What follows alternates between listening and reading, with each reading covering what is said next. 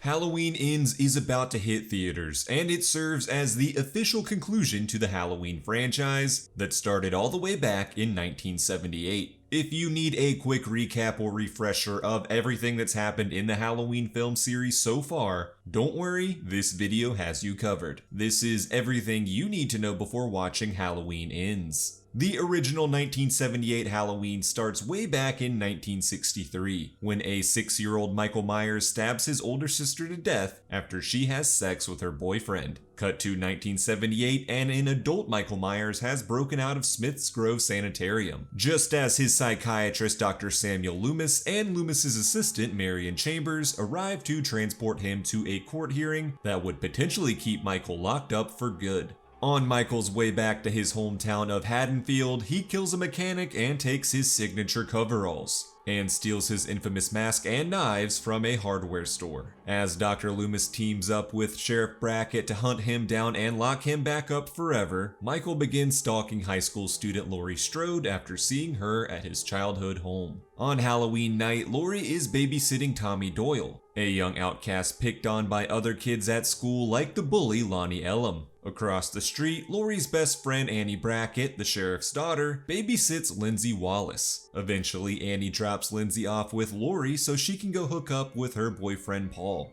And that's when Michael kills Annie. Later that night, Laurie and Annie's friend Lynda and her boyfriend Bob arrive at the Wallace house and, after finding it empty, decide to have sex. And that's when Michael shows up and kills them too. Moral of the story: never have sex in the general vicinity of Michael Myers. Eventually, Laurie goes over to the Wallace house to investigate and finds the bodies of her friends, and is then chased by Michael back over to the Doyle house. Laurie helps Tommy and Lindsay escape to call the police for help, and then begins her violent confrontation with Michael Myers. Laurie manages to stab Michael multiple times before Dr. Loomis finally arrives to finish him off with a gunshot to the chest. Michael appears to fall off the balcony to his death, but when Loomis and Laurie go to check, they discover that Michael Myers has disappeared. The story continues in the 2018 version of Halloween, where Michael Myers has been reinstitutionalized at Smith's Grove for the past 40 years. After an attempted interview by 2 true crime podcasters, Michael and many of his fellow inmates escape Smith's Grove when their bus crashes. Michael then tracks the podcasters, killing them and stealing back his infamous mask before once again heading back to Haddonfield. In the 40 years since her encounter with Michael Myers, Laurie is still living in intense fear. She lives in seclusion in a heavily fortified house and has little relationship with her adult daughter Karen, who the state took from Laurie's care when she was 12. Her only real human connection is her teenage granddaughter Allyson. Upon hearing that Michael has escaped, Deputy Frank Hawkins, who we learn is the officer that arrested Michael in 1978 after his confrontation with Laurie, tries to warn Sheriff Barker about the killer's imminent return, but the sheriff brushes him off. At a Halloween night costume party, Allyson discovers that her boyfriend Cameron, son of the original film school bully Lonnie, is cheating on her. Hurt, Allyson leaves the party with Cameron's friend Oscar. Walking home from the party, Allyson and Oscar are attacked by Michael. Oscar is killed, but Allyson is saved by Hawkins and Michael's newest psychiatrist, Dr. Sartain. Hawkins tries to kill Michael, but Sartain attacks him and leaves him for dead, revealing that he's become obsessed with Michael and helped orchestrate his escape to study him in the wild.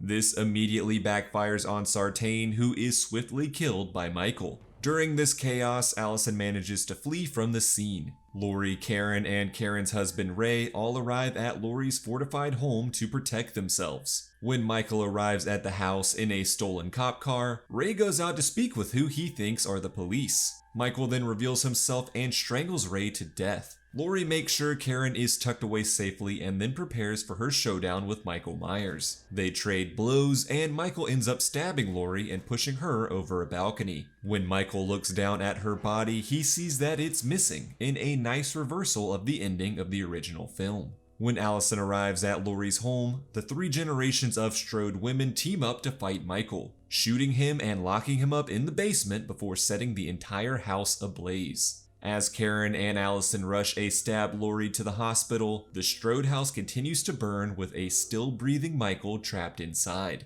In Halloween Kills, firefighters rush to put out the fires at Laurie Strode's house, unaware that the evil Michael Myers was lurking inside. Michael slaughters the firefighters before fleeing the scene. As Deputy Frank Hawkins is rushed to the hospital to recover from his wounds inflicted on him by the villainous Dr. Sartain, we learn more about the night he arrested Michael Myers in 1978. Hawkins accidentally shot and killed his own partner while trying to protect him from Michael. And when Dr. Loomis tried to kill Michael to prevent any further atrocities, Hawkins instead upheld the law and arrested the killer. In the present, the injured Hawkins is resolved to right his wrongs from the past and kill Michael Myers once and for all. Also in the hospital is Laurie Strode, who is recuperating from her own wounds inflicted at the hands of Michael. As Hawkins and Laurie recover from their wounds, they bond over their past relationship and their shared trauma caused by Michael Myers. Meanwhile, a now adult Tommy Doyle hosts a party to celebrate the 40th anniversary of Michael's imprisonment.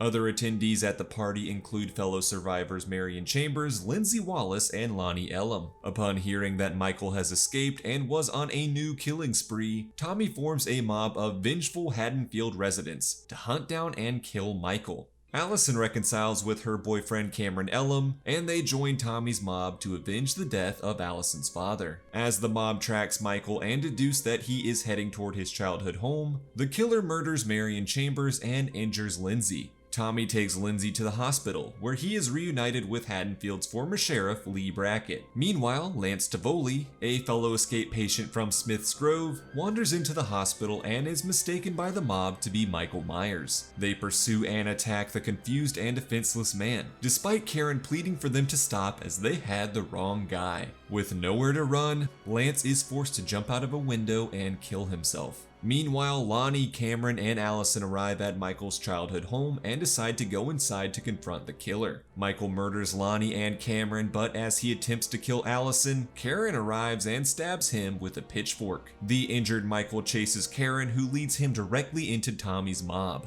The mob swarm Michael and viciously beat him, seemingly to death. Unfortunately for them, the inhumanly evil Michael Myers survives the attack and slaughters the entire mob, including Tommy Doyle and Lee Brackett. As the movie comes to a close, Karen investigates Michael's childhood home, unaware that he survived the mob's attack. As Karen enters the bedroom of Judith Myers, Michael appears behind her and stabs her to death. How will this decades-long battle between Michael Myers and Laurie Strode conclude? We'll have to watch Halloween Ends to find out.